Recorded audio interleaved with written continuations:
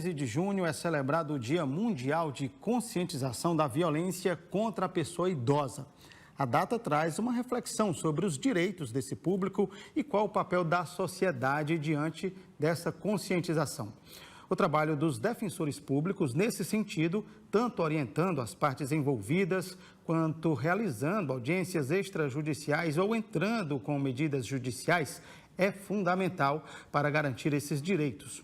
A gente vai falar agora com o repórter Renato Abreu, que tem mais detalhes sobre o serviço que é prestado pela Defensoria Pública em apoio aos idosos, que hoje, mesmo com o Estatuto, ainda sofrem com a violência. Não é isso, Renato? Bom dia para você.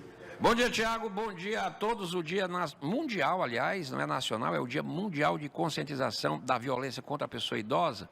Transcorre amanhã, quarta-feira, dia 15 de junho, e exatamente é um chamamento, é uma reflexão sobre os idosos, a situação dos idosos. Eles precisam ser respeitados em sua autonomia. E a violência não é só violência física. Vamos saber mais detalhes, porque eu estou aqui com a defensora pública Carolina Gondim.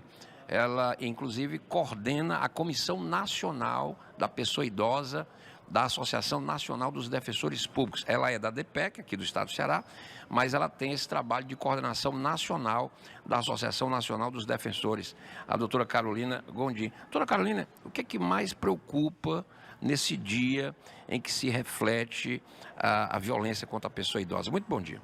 Bom dia, Renato. Bom dia a todos e a todas. A violência, Renato, ela não é somente física, ela é também psicológica, afetiva, financeira, de caráter sexual também. Com relação ao idoso, temos a negligência, a autonegligência e o abandono. Então, preocupa muito porque, principalmente na pandemia, esses idosos ficaram dentro de casa. E aí, fica invisível, mais invisível ainda essa violência. E com relação a isso, o que a Associação Nacional, os defensores, tem todo um cuidado é de passar a ideia de que esses idosos e essas idosas, eles têm que ter atividade social, contato com família, contato com o meio externo, até para que essa violência possa aparecer, possa ser denunciada e possa ser descoberta. Em nível nacional, existe essa campanha, e em nível aqui de cada estado, o que é que a associação aqui e o que é que a Defensoria Pública faz concretamente, que a senhora atua no núcleo de defesa contra a violência, não é isso? Isso. Os defensores públicos, através da Associação Nacional, no ano passado, voltaram esse olhar para as instituições de longa permanência, Renato, fazendo um curso de capacitação nacional sobre esse assunto. Por quê? Porque justamente o defensor público, lógico que no olhar do defensor público, ele ir até esses locais onde estão os idosos e as idosas, juntamente com os conselhos estaduais, conselhos municipais, para estar fazendo esse trabalho fora muros. Esse trabalho do defensor que ele tem que ser fora muros também. Olhar se aquele idoso, aquela idosa está sendo os seus direitos, se está tendo curatelado, se está sendo cuidada a parte financeira, o benefício dele. Então, a gente tem esse olhar também. Então, a Associação Nacional, ela tem buscado isso aí, capacitar para que aprimorar mais ainda esse conhecimento. Porque tem leis novas, Renato. Nós temos aí em vias de sair uma lei que vai apoiar esses idosos, da mesma forma como a mulher, a ter medidas protetivas urgentes. Então, essa lei já está para ser aprovada? Se Deus quiser, assim, a gente está conversando aqui, mas ela já está lá na Câmara dos Deputados.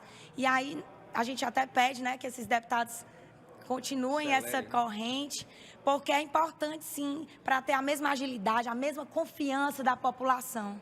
Agora, doutora, a senhora falou algo importante, da visibilidade dessa violência. É o mesmo caso da violência contra as crianças, né, os adolescentes, que fica muitas vezes invisível dentro das próprias famílias, né? Sim, é preocupante que a violência, ela também, assim como criança e adolescente, o autor dessa violência, geralmente, ele é um conhecido. E aí precisa... Tem um filho ou um neto, né, infelizmente. Isso. E cada vez mais também financeira, Renato. Porque, querendo ou não, o Brasil, só alguns dados aqui do Brasil, a gente não está tão ruim enquanto economia em relação à pessoa idosa. O idoso brasileiro, ele tem uma renda maior do que a população em geral. Por quê? Porque a gente tem um benefício de prestação continuada. Então, assim, querendo ou não, ele tem um mínimo existencial, ele é garantido, né, pela Constituição. Que, inclusive, é uma política pública que a gente está sempre buscando para que não volte atrás. Muito bem. Agora, doutora Carolina, e essas questões financeiras, empréstimos consignados, que se revelam um abuso dos bancos e muitas vezes de familiares que endividam o idoso? Isso mesmo. Recentemente, nós tivemos uma alteração legislativa no Estatuto da Pessoa Idosa. E aí, essa alteração, ela diz que os bancos, ele tem dever de informar o idoso na medida de sua idade. Então, ele não vai informar da mesma forma como um jovem. Ele tem que informar da forma como o idoso, aquela capacidade dele de entendimento, discernimento e compreensão. Então, isso daí, tanto na publicidade, Renato, como também na hora de fazer e também na hora de deixar aquelas letrinhas bem pequenininhas, né?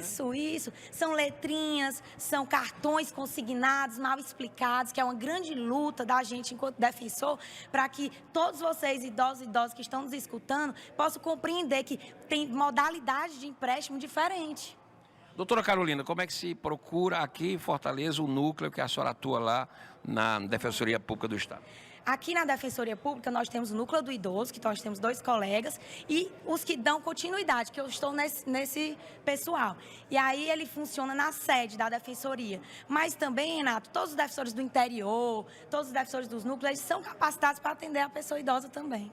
Obrigado. Vamos esperar que esse Dia Mundial de Conscientização mude esse panorama, doutora. É importante essa conscientização, meu caro Tiago, da violência contra a pessoa idosa, que infelizmente, na maioria dos casos, começa dentro das próprias famílias, né? Que coisa realmente lamentável. Voltamos ao estúdio, é com você, Tiago. Obrigado, viu, Renato, pelas suas informações. Importantíssimo esse trabalho da Defensoria Pública. Obrigado, viu?